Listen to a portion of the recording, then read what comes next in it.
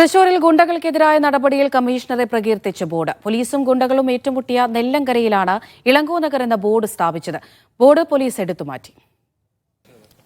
ഒരു 6 ഗുണ്ടകൾ 7 ഗുണ്ടകൾ അപ്പോൾ പ്രവർത്തിച്ചു. പോലീസിനപ്പോൾ പ്രവർത്തിച്ചു. അത്രയേ. കഴിഞ്ഞ ആഴ്ച ഗുണ്ടകളുമായുള്ള ഏറ്റുമുട്ടലിന് ശേഷം സിറ്റി പോലീസ് കമ്മീഷണർ മാധ്യമങ്ങളോട് പ്രതികരിച്ചത് ഇങ്ങനെയാണ്.